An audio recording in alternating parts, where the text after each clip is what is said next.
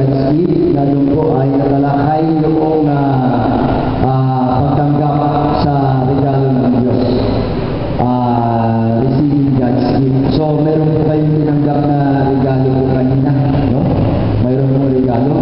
At yung regalo na yun ay yung bagong buhay, new life. At yan ay sa pamamagitan po ng power ng Banal na Espiritu. Na kanina nagkaroon po ng baptism in the Holy Spirit. So, naipaliwanag naman po kanina na yung baptism in the Holy Spirit, hindi po ito sacrament. Tayong Katoliko po ay nag-inyaga na. Amen po? Amen? So, yun po yung sakramento na hindi na po inuulit po yun. Kahit po ang isa pong Katoliko ay lumipat ng ibang denominasyon o sekta. Kahit kayo ay sabihin natin i-baptize, no? Binyagan po ng ibang sekta, kahit yung immersion na tinatawag. And then, humiwalay na sa pagiging Katoliko, still po, yung po tinanggap nating binyag ay hindi na po ito nabubura.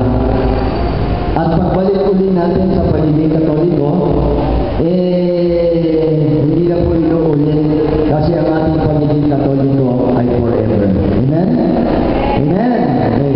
So ngayon kanina ho ay yung Holy Spirit na inyong tinanggap nung kayo ay nabinyagan.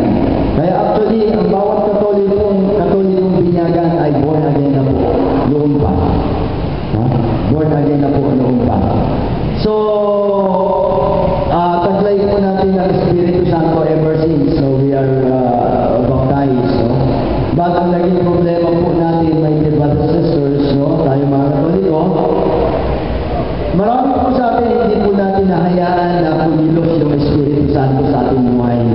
Nandaig pa rin ang ating mga sarili, ang ating sariling kalooban. Ang ibig sabihin, ang sinunod pa rin natin ay ang ating mga sariling kagustuhan, kaya tayo ay nalayo sa Panginoon. The Holy Spirit is within, nasa atin po ang Banal na Espiritu.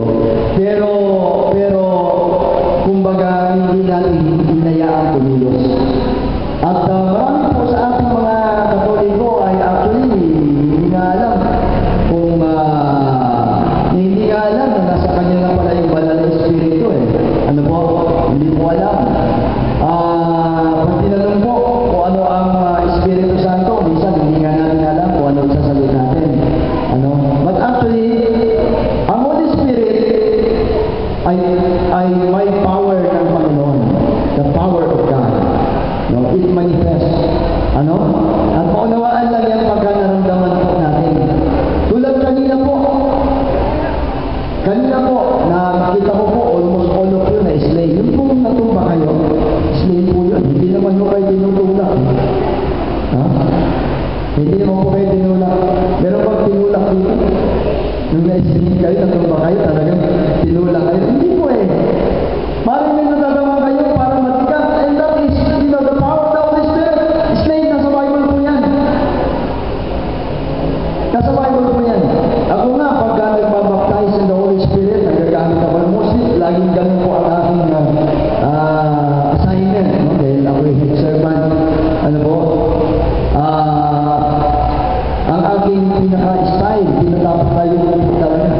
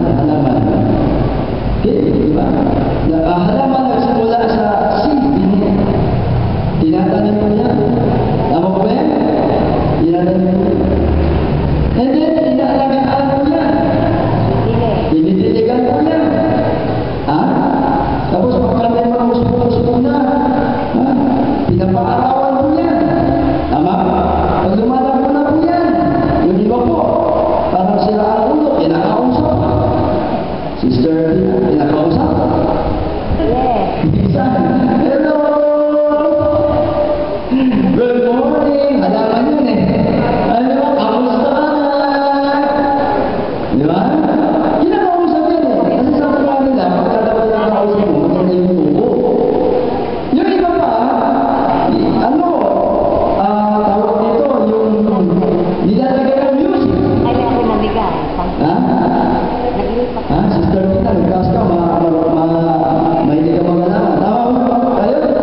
Iba, may music. Ha? Kumakanta. So, in other words, no? In other words, kung nagkakalaman po yan, may pag-aalaga. Ha? May pag-aalaga. Kung mas na hindi nalagaan po yan, mamamatay po yan. So, ngayon, ganito po. Ang buhay ko siya, alam po natin, hindi basta-basta. Tulad kanina, tinawag tayo ng Diyos. At, dahil mahal ka ng Diyos, nakarating ka po dito, kasi kung hindi po kalooban ni Lord, hindi kayo nakarating dito, kayo pumili pa. Ha? Aliwanag ko? Kahit gusto mo lang, pero hindi pa tayo. Hindi kalooban ni Lord, hindi ka makakarating dito. Pero because sa kalooban ni Lord, nakarating ka dito. And you experience the baptism and the Holy Spirit. So ngayon, ito na. Ha? Pagkatapos ngayon, ano, gawin ka na. Ha? Pagkatapos ang LSS. So anong gagawin pa natin? The same, mga kakain po natin, simba ng linggo, and then, ganun na. Ha? Ngayon, meron additional na gagawin po kayo na mag-aalaga po yan. Ha? Alam naman, nagsisimba kayo every Sunday. Kasi katulad mo po tayo eh. Ha? Kasi obligasyon po